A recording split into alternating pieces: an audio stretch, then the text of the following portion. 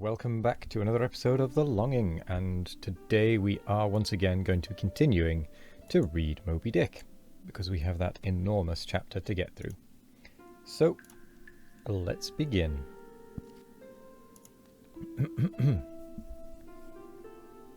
Much this way had it been with the town-ho, so when her leak was found gaining once more, there was in truth some small concern manifested by several of her company, especially by Radney the mate. He commanded the upper sails to be well hoisted, sheeted home anew, and every way expanded to the breeze.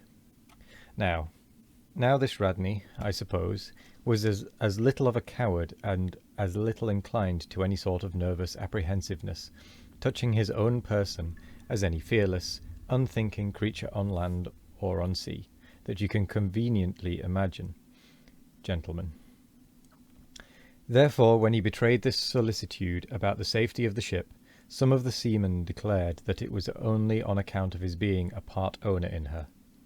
So, when they were working that evening at the pumps, there was on this head no small gamesomeness slyly going on among them, as they stood with their feet continually overflowed by the rippling clear water. Clear as any mountain spring, gentlemen. That bubbling from the pumps ran across the deck, and poured itself out in steady spouts at the lee scupper holes. Now, as you well know, it is not seldom the case in this conventional world of ours, watery or otherwise, that when a person placed in command over his fellow men finds one of them to be very significantly his superior in general pride of manhood, straightway against that man he conceives an unconquerable dislike and bitterness. And, if he have a chance, he will pull down and pulverize that subaltern's tower, and make a little heap of dust of it. Be this conceit of mine as it may, gentlemen, at all events Steelkilt was a tall and noble animal, with a head like a Roman, and a flowing golden beard like the tasselled housings of your last viceroy's snorting charger, and a brain, and a heart, and a soul in him, gentlemen, which had made Steelkilt Charlemagne, had he been born son to Charlemagne's father. But Radney, the mate, was ugly as a mule, yet as hardy, as stubborn, as malicious. He did not love Steelkilt, and Steelkilt knew it. Espying the mate drawing near as he was toiling at the pump with the rest, the lakeman affected not to notice him, but unawed went on with his gay banterings. Ay, ay, my merry lads, it's a lively leak this. Hold a cannikin, one of ye, and let's have a taste. By the Lord, it's worth bottling. I tell you what, men, old Rad's investment must go for it. He had best cut away his part of the hull and tow it home. The fact is, boys, that Swordfish only began the job. He's come back again with a gang of ship carpenters, sawfish and filefish, and what not, and the whole posse of 'em are now hard at work, cutting and slashing at the bottom. Making improvements, I suppose. If old Rad were here now, I'd tell him to jump overboard and scatter 'em. They're playing the devil with his estate. I can tell him. But he's a simple old soul, Rad, and a beauty too. Boys, they say the rest of his property is invested in looking-glasses. I wonder if he'd give a poor devil like me the model of his nose.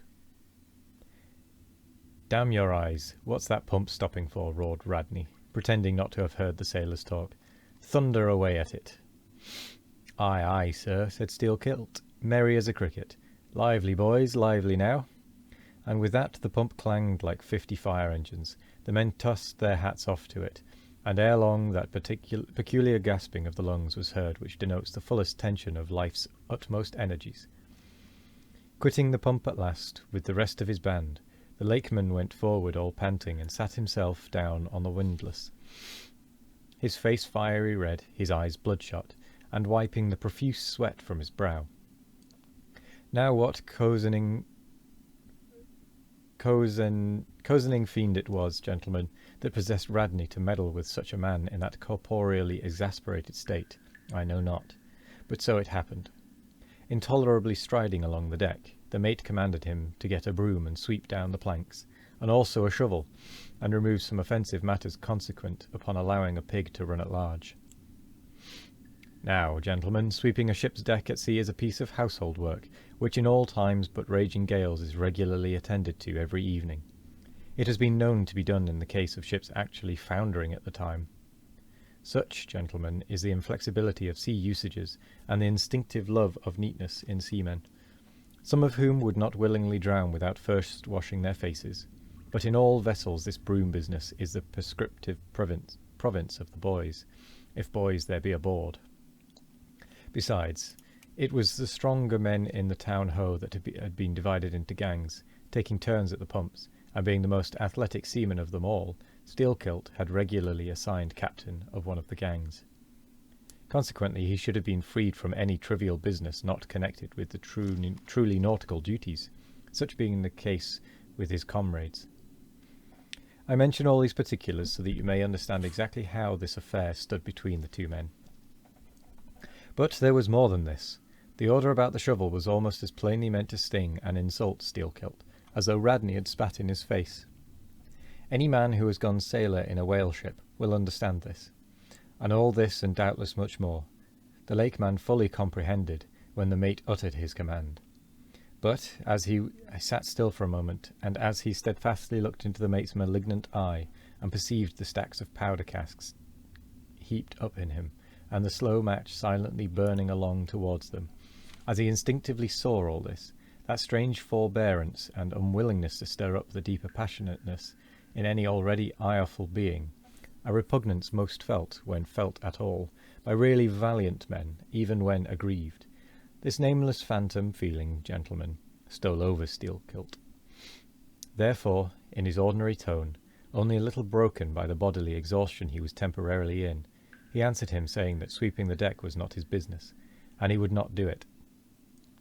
And then, without at all alluding to the shovel, he pointed to 3 lads as the customary sweepers, who, not being billeted at the pumps, had done little or nothing all day. To this Radney replied with an oath, in a most domineering and outrageous manner, unconditionally reiterating his command. Meanwhile, advancing upon the still-seated lakeman, with an uplifted cooper's club hammer, which he had snatched from a cask nearby, heated and irated as he was by his spasmodic toil at the pumps, for all his first nameless feeling of forbearance, the sweating Steelkilt could but ill brook this bearing in the mate. But somehow, still smothering the conflagration within him, without speaking, he remained doggedly rooted to his seat, till at last the incensed Radney shook the hammer within a few inches of his face, furiously commanding him to do his bidding. Steelkilt rose, and slowly retreating round the windlass, steadily followed by the mate with his menacing hammer, deliberately repeated his intention not to obey. Seeing, however, that his forbearance had not the slightest effect, by an awful and unspeakable intimation with his twisted hand, he warned off the foolish and infatuated man. But it was to no purpose, and in this way the two went once slowly round the windlass, when, resolved at last no longer to retreat, bethinking him that he had now forborne as much as comported with his humour, the lakeman paused on the hatches, and thus spoke to the officer. "Mr. Radney, I will not obey you. Take that hammer away, or look to yourself."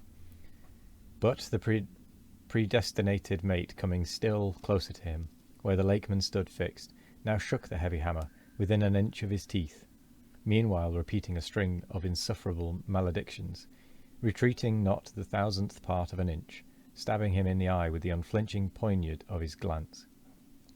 Steelkilt clenched his right hand behind him, and creepingly drawing it back, told his persecutor that if the hammer but grazed his cheek, he, Steelkilt, would murder him. But, gentlemen, the fool had been branded for the slaughter by the gods. Immediately the hammer touched the cheek. The next instant the lower jaw of the mate was stove in his head. He fell on the hatch, spouting blood like a whale. Ere the cry could go aft, Steelkilt was shaking one of the backstays, leading far aloft to where 2 of his comrades were standing, their mastheads. They were both canallers. "Canallers," cried Don Pedro. "We have seen many whale ships in our harbours, but never heard of your canallers. Pardon, who and what are they?" "Canallers, Don, are the boatmen belonging to our grand Erie Canal. You must have heard of it." "Nay, senor. Hereabouts in this dull, warm, most lazy and hereditary land, we know but little of your vigorous north. Aye? Well then, Don, refill my cup. Your chincha's very fine, and ere proceeding further, I will tell you what our canales are, for such information may throw sidelight upon my story. And I think with that, we will end the episode there, because there is still about 30 or 40 pages left. So, I will say thank you very much for joining me today. I hope you all have a wonderful morning, evening, afternoon or night. No matter what time of day it is, I hope you have a wonderful one of it. And as always, we will be back tomorrow for more of The Longing. Goodbye.